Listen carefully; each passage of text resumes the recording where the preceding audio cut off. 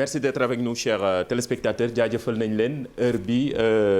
bu baax bi comme ni ñu ko daan duppee li xew ci internet bi li ci daan fës dañ daan ñëw actualité yi nga xamante ne en temps réel li xew ci réseaux sociaux yi dañ ko daan partagé tey nag am xibaar bu tiis bu ñu dab maanaam monde presse bu fii ci Sénégal moo nekk ci dëj ndax accident boo xam ne sànq wax nañ ko ci lii di information yi nga xamante ne rédaction bu télévision Futurs Médias moo leen ko doon dégtal ab accident ak ay journaliste ak caméraman ak benn chauffeur bu leeral suñu ay confrères ñàkk ci seen bakken ci diggante Tamba ak Kédougou doon ànd ak président de la République ci tournée économique bi nga xam ne mi ngi ko doon defal ci week-end bi mu nekk xibaar bu tiis boo xamante ni vraiment ci réseaux sociaux yi actuellement ñëpp a ngi jaale presse sénégalaise ñëpp a ngi jaale ñii di waa leeral nga xamante ni ñoo bokk métier bi ñuy def mu nekk lu tiis loo xam ni ci réseaux sociaux yi déjà ñëpp a ngi partagé image yi nga xamante ne mooy accident bi mais surtout nekk na lu tiis lu daw yaram loo xam ne en tout cas ñu ngi koy jaale waa Sénégal di leen jaale di ko jaale aussi seen ay mbokk ñi nga xam ne ñoo ci ñàkk seen bakken am na nag ñeneen ñaar nit ñu nga xam ne ñu am ay gaañu-gaañu jël nañ sànq kii di Bamba Kassé jiite Synpics mi nga xamante ni ñëw na ci def ab jaalam ci ligne bi ñu ngi fi ak PCA bu GFM di monsieur Youssou Ndour mu béral ab ñaanam ab jaalam ci xibaar bu tiis bi nga xam ni moo dal ci monde presse bi PCA ñu ngi lay nuyu. waaw xibaar bu tiis nga xam ne moo ñu dab mu nekk xibaar boo nga xamante ni vraiment nekk na lu daw yaram lu tiis lan moo ci njëkk a nekk say kaddu. waaw si suñu njaboot la dal ndax presse dafa yaatu dëgg li metti na lool ñu ngi jaale njaboot gi surtout di ci jiital daam di ci jiital waa leeral yëpp di leen massawu vraiment metti na trop metti na gis nga journaliste yi ak ñu nekk ci médias yi li ñuy daj pour rek jox askan wi li nga xam ne moom la ñu soxla li metti na trop maa ngi jaale vraiment daam di jaale waa leeral di bokk ak ñoom naqar wi vraiment di ñaan yàlla ñi ci faatu yàlla xare leen àjjana ñi ci gaañu ñu génn ci le plus rapidement possible dellu seen kër mais vraiment metti na dafa mel ni ñëpp la dalandoo ci presse bi je sais que ni tournée bi ñëpp ko ci yëg même le président de la République dinañu am lu leen tiis trop vraiment ñu ngi jaale waa leeral di jaale seen kilifa daam di jaale njaboot gi yëpp di ñaan yàlla xare leen àjjana vraiment on est c'est une surprise bu terrible. Voilà wax nga ko xibaar bu tiis la lu metti la waaye biral nga sak jaal ak sa ñaan mais surtout wax nga ko Sénégal gi yëpp a ñàkk ndaxte lii ci njabootu média la te yëpp ci Sénégal ñoo ko bokk bu amee benn jafe-jafe bu am rek wala benn tiis bu dalee ci benn groupe de presse rek dafa mel ni ñëpp la dal moo tax ñu doon nekkoon en ligne ak kii di PCA di monsieur Youssou Ndour bu groupe Futurs Médias mi nga xamante ne doon jàllale ak njaalam mais surtout massaw ñi nga xamante ni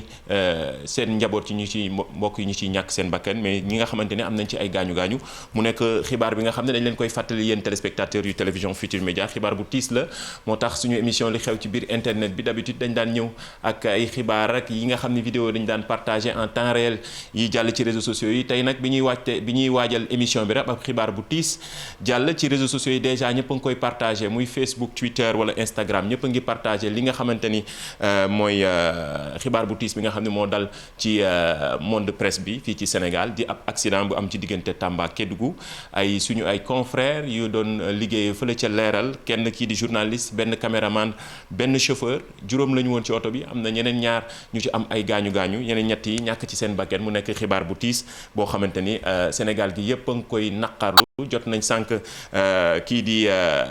PCA monsieur Youssou Ndour PCA bu groupe Futurs Médias mu jàllale ak njaalam mais avant boobu jot nañu ci journal bi ak soxna naata kii di Bamba Kassé mi nga xamante ni moo jiite Synpics mi nga xamante ni mooy kuréelu journaliste yi mu joxe ab njaalam aussi jàllale message bi wax na ko mu nekk lu am solo ñu doon dem ci ab xare maanaam ci xare bi la ñu ñàkkee seen bakken ñoom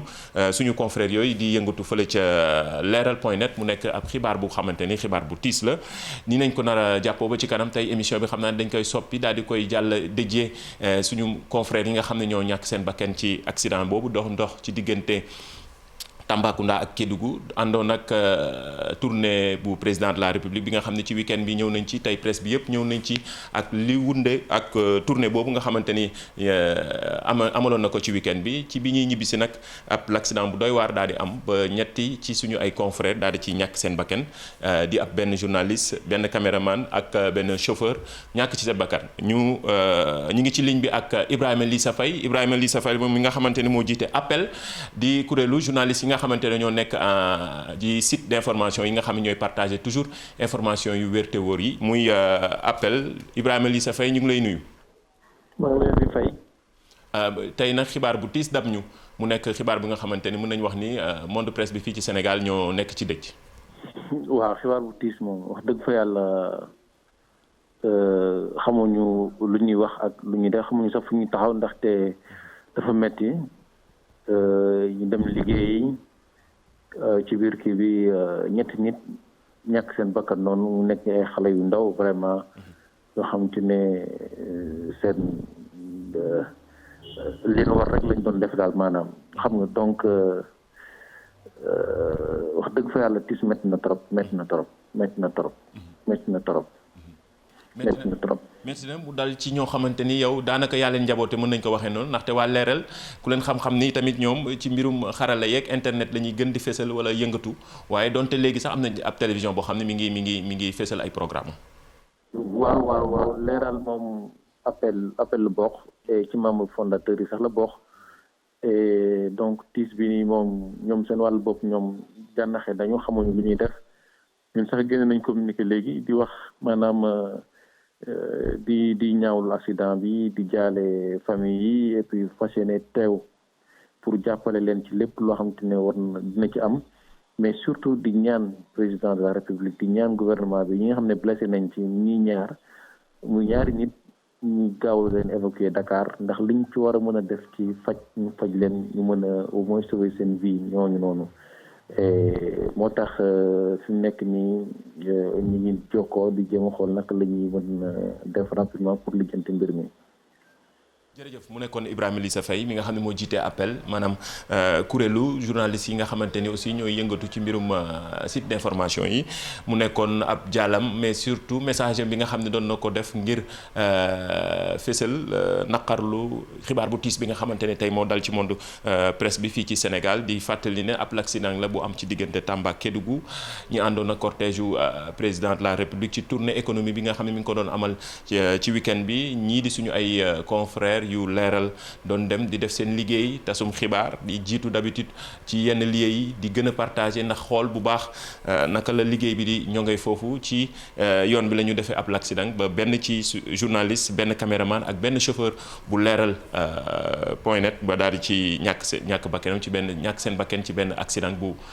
tiis boo xam ni gis nañ moo ñu dab sànq mu nekk ab xibaar bu tiis jot nañ fi kii di président Youssou Ndour mu jàllale am njaalam mais surtout aussi kii di Bamba Kassé mi nga xam ne moo jiite Synpics ki ñu raccroché léegi di Ibrahima Lissa Faye mu jiite appel moom mi nga xamante ni aussi doon joxe message am mu nekk lu am solo loo xam ne tamit baax na ci ñu ubbil leen antenne bi tey suñu émission bii di li xew ci biir internet bi dañ ko daal di partager def ko am njaal daanaka ngir jàllale yenn ci ñi nga xamante ni ñoo jiite presse bi wala ŋànk li nga xamante ni aussi mooy journalistes yi yeeg caméraman yeeg techniciens yi tey dañu am ab xibaar bu tiis maanaam ab dëj boo xamante ni vraiment metti na lool ba ñëpp a ngi koy partager actuellement ci réseaux sociaux yi sànq maa ngi leen wax waa appel gis naa yeneen i journalistes ñëpp muy Facebook Twitter wala Instagram ñëpp a ngi partagé xibaar bu tiis bi ci en ligne ñi ngi ak Mamadou Ibra Kane nga xamante ni kenn du ko présenté fii ci Sénégal nekk ab journaliste tamit jiite ab maison de presse Mamadou ñu ngi lay nuyu mu tey xibaar bu tiis moo dal monde presse bi mu nekk loo xamante ni lu yéeme la lu doy waar la lan mooy sa message bu njëkk xam naa am njaal la ci famille presse sénégalaise bi. waaw vraiment tiis bu rëy la ñu perte ñetti bakkan vraiment loolu man ba léegi sax je suis sous le choc. waaw parce que nit bu perte bakkanam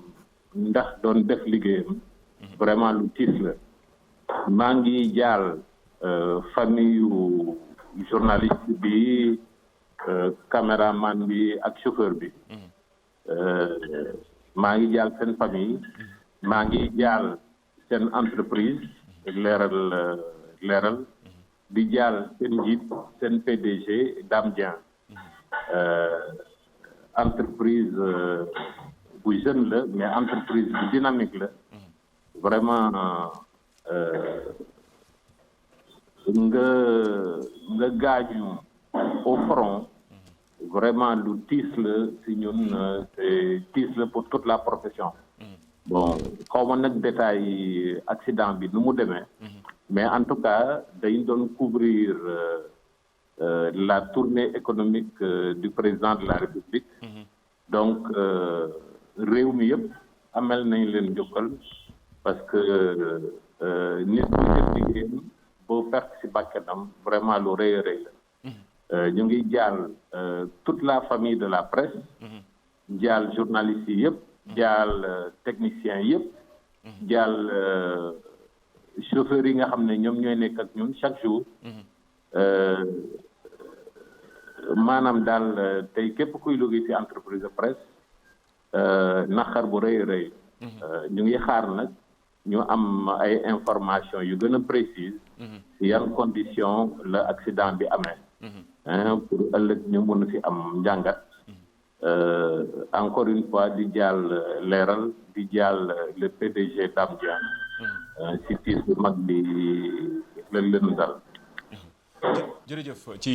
Mamadou Kane la du Mamadou Ibra Kane Mamadou Kane bu jiite patron de presse yi bu SEDEPS mu nekk koo xamante ni aussi patron de presse la doon jàllale ab njaalam mu nekk lu am solo wax na ko di jàllale na ab njaalam kii di Dame Dieng mi nga xamante ni moo jiite leeral waaye aussi presse sénégalaise bi yëpp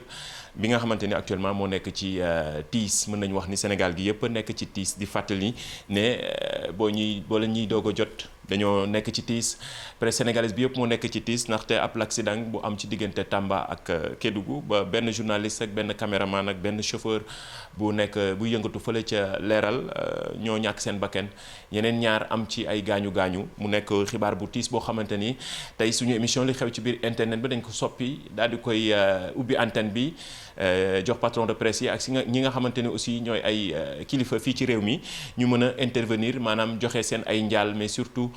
jàllale message yi nga xamante ni dina tax nit ñi gën a dal fi mu ne nii ci tiis bi nga xam ne moo dal ci monde presse bi sànq déglu nañu kii di PDG monsieur Youssou Ndour PCA bu groupe Futur Média mu ñëw jàllale am njaalam waaye tamit Bamba Kassé jot nañ ko fii moom mi nga xam ne moo jiite Synpics jot fii aussi kii di Ibrahima Lissa Faye mi nga xam ne moo jiite Appel Mamadou Kane mi ngi noonu du génn moom tamit jàllale am njaalam kii ñii di waa leeral waaye aussi jàllale ko kii di Dame Dieng mi nga xam ne moo jiite leeral mu nekk xibaar bu tiis boo xam ne actuellement ci réseaux sociaux yi déjà gis naa presse bi yëpp wala journaliste képp koo xamante ne yaa ngi yëngatu ci mbirum média yaa ngi jàllale def ab message boo xam ni message yu tristesse la def am message yu jaal ñii di suñuy confrères yi nga xamante ne ñoo ñàkk seen bakkan ci accident boobu ci muy Facebook Twitter wala Instagram gis naa message yi même boo yëngatuwul sax ci mbirum presse mu nekk na xibaar boo xam ne dafa tiis ba ñëpp a ngi def ab post daal di koy partager xam ngeen ni réseaux sociaux yeeg internet dafa mel ni léegi fi mu ne nii dafa xew ba ci jamono ji moom lépp luy information en temps réel ñëpp a koy partager ndoo voilà ñi ngi en ligne ak kii di doyen Babacar Fall bu RFM mu nekk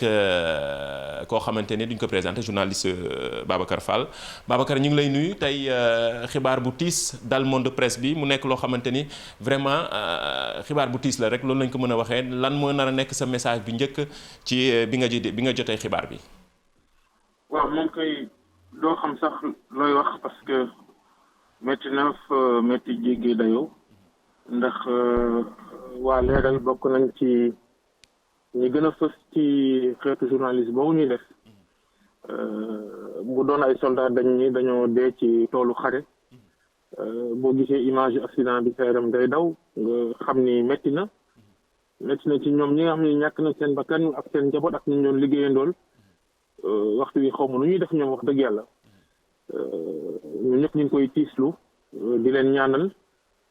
yàlla yërëm leen xaaree leen àjjana sàmm njaboot yi ñu fi bàyyi waaye daal li ñuy wax rek dañuy gàttal message de condoléance jëmale ko ci sunu naataango yu leeral yooyu nga xam ni ay jàmbaar dëgg lañ ñu def ci wàllu internet bi bokk nañ ci ñu ko gën a may doole ci réew mi ci wàllu tas xibaar nga gis ñu jëlee initiative Leeral TV am seen chaîne bopp nekk ci TNT bi ak daam mi nga xam ne moo ko jiitee jàmbaar la ci itam wax dëgg yàlla ñu ngi tiis lu ànd ak ñoom ci naqar wi di jaale ñëpp ñun ñëpp ñoo ko bokk ku ne mën nga ko jàll sa morom. jërëjëf mu nekkoon Babacar Fall bu RFM doon jàllale am njaalam ñii di waa Leeral mais surtout monde presse bi fii ci Sénégal ci xibaar bu tiis bi nga xam ne moo ñu dab tey ñu soppi émission bi li xew ci biir internet bi daal di koy def ab jàll waaw mën nañ ko waxee noonu ndaxte lii daal waa Leeral lu tiis la ba monde presse bi yëpp d'ailleurs ñoo nekk ci ab dëcc Sénégal gi yëpp nekk ci dëcc di ab l'accident bu am ci diggante Tamba ak Kédougou benn journaliste ak benn caméraman ak benn chauffeur bu yëngatu fële di liggéey fële ca Leeral daal di ci ñàkk seen bakken Leeral nag wax nañ ko ñoom tamit ay jàmbaar lañu ci mbirum internet surtout bokk nañ ci ñuy révolutionner site d'information fii ci Sénégal ba léegi ñu ciy góorgóorlu ba dem am seen chaîne télé wu bopp ci TNT bi mu nekk loo xamante ni liggéey bu am solo daam mi di ko def di Dame Dieng di ko jaale moom tamit encore une fois comme ni ko PCA Youssou Ndour waxee sànq moom muy génn sànq rek ci ligne bi daal di joxe am njàllam jàllale ko mais surtout wax ni lu tiis la xibaar bu tiis boo xamante ni bi ñu ko jotee nekk na lu doy waar loo xamante ni vraiment monde presse bi daal moo nekk ci dëj léegi nag ñu ngi en ligne ak kii di Sambou Biagui mi jiite APRES Sambou Biagui ñu ngi lay nuyu tey xibaar bu tiis moo dal monde presse bi mu nekk xibaar bu doy waar boo xamante ni vraiment mën nañ ko wax ni Sénégal gi yëpp a ñàkk. waaw asalaamaaleykum Mamadou Ndiaye maa ngi lay nuyu bu baax a baax di naan inna lillahi wa inna ilayhi rajiun inna lillahi wa inna ilayhi rajiun ni nga ko waxee monde presse bi mu ngi ci tiis bu doy waar ak li dal sunu naataango nekk ca Leeral mu nekk xibaar bu doy waar ci ndorteelu semaine bi nga xamante ne ci la ñu dugg mooy lundi vraiment di jaale waa Leeral rawatina njiit la di Dame Dieng waaye tamit di jaale ñi nga xamante ne ñoom ñooy waa rédaction bi ak mbokkum bépp kon koo xamante ne yaa ngi ci Leeral waaye di jaale presse sénégalaise bi yëpp di wax ne rek vraiment tey moom xam naa ne ku ci mën a am kàddu du bari parce que tiis la boo xamante dafa bett ñu bëri xam nga bu fekkoon dañu feebaroon ñu naan bon dañu ci feebar lañ jógee waaye ci accident nga nekk ci mission loolu dafa metti mën nañu wax ne rek ci mission lañ nekkoon mission liggéey bi lañ nekkoon ci mission bi la ñu daanoo kon mën nañu wax ne rek daan nañ ci seen yoonu tool kon di jaale presse sénégalaise bi yëpp di jaale mon très cher ami Dame Dieng parce que moom moo ñàkk ndaxte ndaw la boo xamante ne soobu na ci yëfile te nekkul tas xabaar nekk jeune entrepreneur soobu ci ba tey Leeral ba fu mu toll ni tey bay dem di recruter ay doomi Sénégal di recruter ay jeunes donc vraiment tey bu tolloo fii kon bu amee lii dañ koy jaale waaye tamit ay ndaw la yoo xamante ne ñoom ñoo génn àdduna parce que ñoom ñëpp ay ndaw lañ ma xam leen bu baax a baax vraiment je n'ai pas les mots naqar la tey la ñu am di jaale ñëpp daal vraiment loolu laa ci amoon li ma ciy wax. jërëjëf Sambou Biagui jiite APRES di kuréelu journaliste yoo xamante ni aussi doon jàllale ab njaalam wax na ko dañoo nekkoon ci ab mission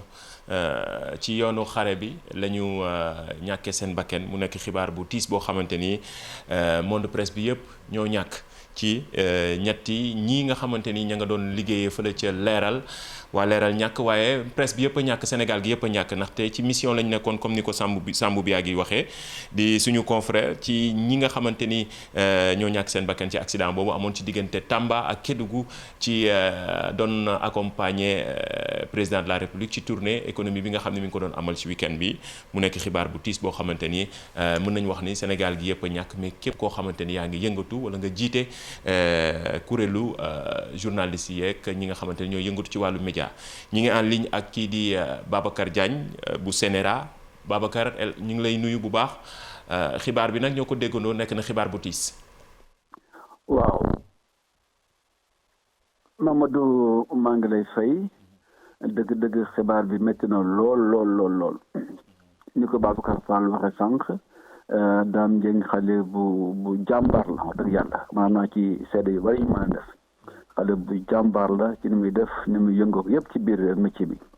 moo tax ma nga koy jaale bu baax moom di ko jaale mboole kuy liggéey Leral TV au nom du CNRA et des membres du collège du CNRA maa ngi ko jaale itam ñi mu seexal kuréel ku ci mel ni Sempix Bamba Kassé ay ñooñam di ko jaale aussi Ibrahima Lissa Faye ak waa Appel di ko jaale aussi Mamadou Ibra Kane mi yore organe de presse yi dafa métti lool nag waaye nag borom bi kenn mënu xëccoog moom alxuraan xam nga ci suratu Anbiya mi ngi wax laa yusalu amma yafalu maanaam daal yàlla moom kenn du ko questionné ci li muy def moom rek moo am droit def ko te kenn amu ko droit kenn amu ci mën-mën kon nag xanaa nangu rek ndogal yàlla di ñaan rek mu xale leen àjjana yi gën a kawe waaye métti na lool ñu ko jàlle ñëpp jërëjëf Mamadou. jërëjëf mu nekkoon Babacar Diagne di suñu kilifa jiite CNRA moo doon jàllale ab njaalam ci xibaar bu tiis bi dal ci monde presse bi ndaxte ab ay journaliste ak caméraman ak chauffeur ñu doon liggéey fële ca Leral ñàkk seen bakkan ci ab accident ci diggante Tamba ak Kédougou àndoon nag président de la République ci tournée économie bi nga xam ne mi ngi ko doon amal wax nañu ñetti tour ñi nga xamante ni ñoo ñàkk seen bakkan ci accident bi di Abou Ousmane Sy di ab journaliste foofu ca Leral ak kii di Mamadou Yoro Diallo moo nekkoon caméraman bi ak kii di Ousmane Ndiaye moom moo nekkoon chauffeur oto boobu defoon l'accident ci diggante Tamba ak Kédougou di leen jaale encore une fois monde presse bi jaale leen encore une fois aussi waa Sénégal jaale leen ñi kii di Dame Dieng mi nga xamante ni ñëpp a ngi def témoignage bu rafet ci ni mu nekkee jàmbaar ci ni mu nekkee koo xamante ni aussi dafa yàgg gëm ni liggéey bi dafay gën a góorgóorlu gën a jëm ca kanam dem bay employé ay doomu Sénégal comme ni ko Sambou bi yaa ngi waxee léegi ci antenne bi moom tamit génn doon jàllale am njaalam di wax ni Sénégal gi yëpp a ñàkk waaye monde presse bi aussi ñàkk nañu ñoo xamante ni aussi ci ab mission la ñu demoon ci daanu ci yoonu xare bi mu nekk loo xamante ni képp ku fi jaar rek di ay personnalité di ay kilifa commencé ko ci PCA Youssou Ndour génn na fi jàllale ab message am jàllale njaalam wax ci xibaar bi ni mu tiisee mais surtout jaale kii di Dame Dieng mi nga xam ne moo jiite Leral dégg nañ léegi Babacar Diagne bu CNRA dégg nañ Mamadou Ibra Kane mi nga xam ne moo jiite patron presse yi kii di Sambou Biagui di ay suñu confrère di journaliste jiite APRES ak ñeneen ñoo xam ne ay kilifa lañ ku ci mel ni Babacar Fall journaliste fële ca RFM moom tamit ñëw jàllale am njaalam mais bari na ci aussi ci réseaux sociaux yi comme ni ñu koy waxee rek fàttali leen ni li xew ci biir internet bi la émission bi la ñu soppi def ko ab njaal ndaxte xibaar bu tiis bi ñu dab internet dafa ànd ak lii mooy loo xam ne en temps réel ñuy partager li nga xamante ni mooy information yi en temps réel moo tax information bi ñu dabee rek lépp lu ñu programmé woon dañ ko daal di delloo ginnaaw jiital xibaar bu tiis bi nga xamante ni moo dal suñu kaw. Alassane Ba di nekk fii ci télévision Futurs Médias di suñu confrère moom tamit journaliste mi ngi woon ca cortège ba Alassane ñi ngi lay nuyu fan nga nekk nii Alassane.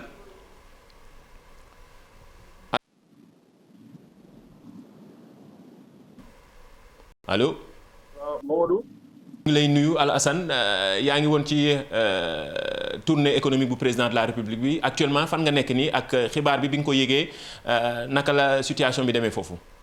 waaw présentement Mamadou ñu ngi ci convoi président de la République di dem Kédougou ci accident bi amee